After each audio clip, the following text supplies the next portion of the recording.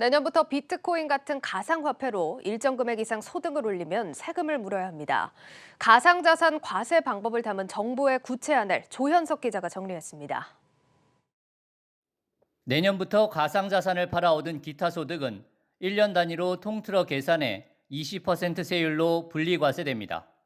다만 1년간 얻은 소득이 250만 원 이하면 세금을 걷지 않습니다.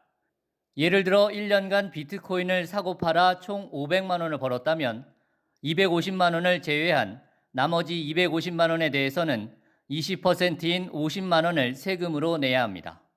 정부는 이 같은 내용의 세법 시행령 개정안이 국무회의 등을 거쳐 다음 달 시행된다고 밝혔습니다.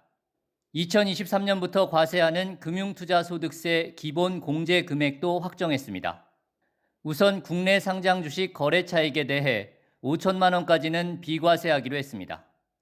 이에 따라 개인 투자자 600만 명 가운데 15만 명, 2.5%가량이 세금을 부담할 전망입니다.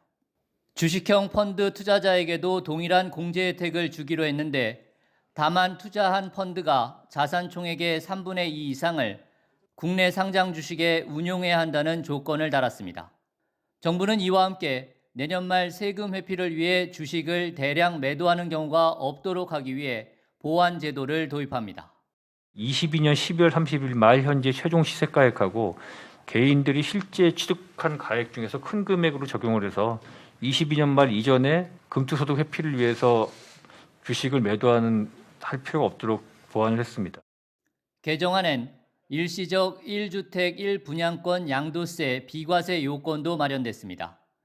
올해부터 새로 취득하는 분양권은 양도세 계산 때 주택수에 포함돼 조정 대상 지역의 1주택 1분양권 보유자는 주택을 팔 때 양도세가 10%포인트 중과됩니다. 하지만 새 집으로 이사하기 위해 분양권을 취득한 실수요자까지 양도세를 중과하는 건 문제가 있다는 지적이 일자 분양권 취득 후 3년 이내에 종전주택을 팔면 비과세 특례를 적용하기로 시행령을 보완한 겁니다. 만약 3년 내에 못 판다고 해도 신규 주택으로 2년 내 세대 전원이 이사해 1년 이상 거주하고 2년 내에 종전주택을 팔면 비과세 혜택을 받을 수 있습니다. 한국경제TV 조현석입니다.